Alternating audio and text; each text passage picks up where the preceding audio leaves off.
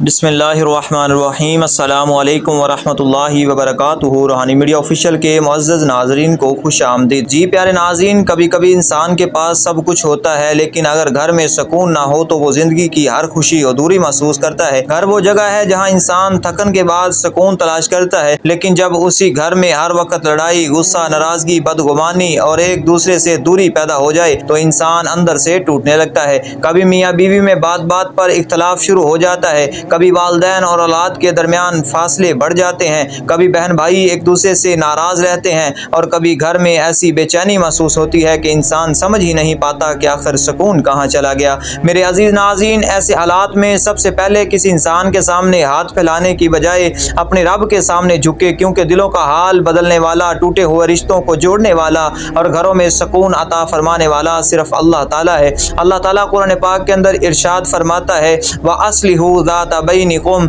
یعنی اپنے باہمی تعلقات کی اصلاح کرو۔ تو اسی لیے آج کی اس ویڈیو میں ہم اللہ تعالیٰ کے دو پیارے اسماء حسنہ کے ذریعے ایک ایسا ذکر بیان کریں گے جسے آپ اللہ تعالیٰ سے محبت، رحمت اور گھر کے سکون کی دعا کے طور پر پڑھ سکتے ہیں۔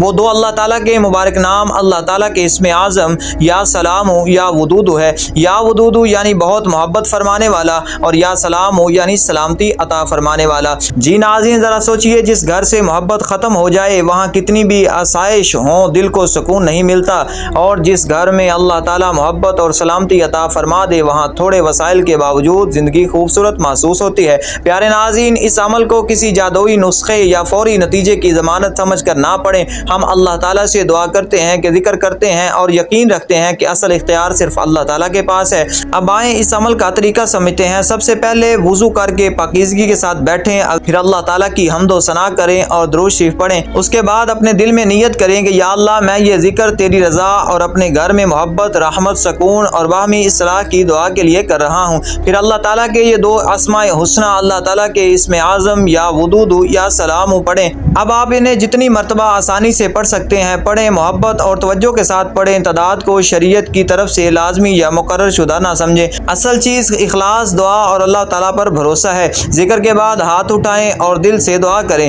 کہ اے اللہ، ہمارے دلوں میں الفت پیدا فرما، ہمارے باہمی معاملات درست فرما اور ہمیں سلامتی کے راستوں پر چلا۔ پھر اپنے الفاظ میں دعا کریں کہ یا اللہ، ہمارے گھر سے ہر قسم کی ناچاکی دور فرما۔ یا اللہ، اگر ہمارے دلوں میں ایک دوسرے کے لیے غصہ ہے تو اسے محبت میں بدل دے۔ یا اللہ، میاں بیوی کے درمیان محبت اور وفا پیدا فرما۔ یا اللہ، والدین اور اولاد کے درمیان محبت پیدا فرما۔ یا اللہ، بہن بھائیوں کے دلوں سے رنجشیں نکال دے۔ یا اللہ، ہمارے گھر کو سکون، رحمت، برکت اور اپنی یاد سے آباد فرما۔ یا اللہ، ہمارے گھر میں ایسی محبت پیدا فرما کہ ہم ایک دوسرے کی غلطیوں کو معاف کرنے والے بن جائیں۔ آمین یا رب العالمین۔ میرے عزیز ناظرین، ایک بہت اہم بات یاد رکھیں کہ اگر گھر میں لڑائی ہو رہی ہو تو صرف وظیفہ پڑھ کر اپنے رویوں کو تبدیل نہ کرنا درست طریقہ نہیں۔ ہمیں اپنے کردار کی بھی اصلاح کرنی ہوگی۔ اگر شوہر غصے میں ہے تو اسے اپنے غصے پر قابو پانا ہوگا۔ اگر بیوی ناراض ہے تو اسے بھی معافی اور صبر کا راستہ اختیار کرنا ہوگا۔ اگر والدین اور اولاد کے درمیان اختلاف ہیں تو دونوں طرف سے محبت، احترام اور سمجھداری ضروری ہے،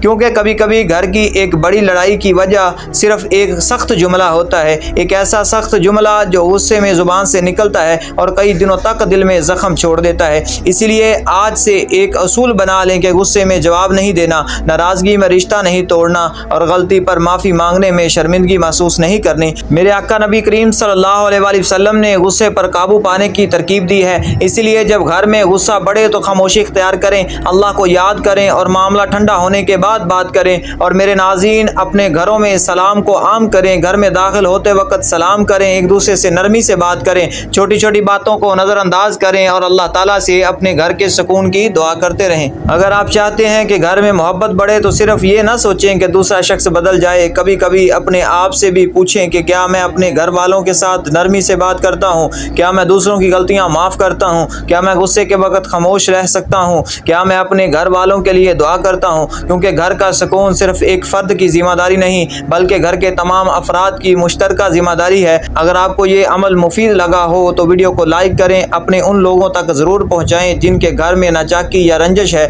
اور روحانی میڈیا آفیشیل کو ضرور سبسکرائب کریں تاکہ قرآن و حدیث کی روشنی میں مزید اسلامی اور روحانی مواد آپ تک پہنچتا رہے۔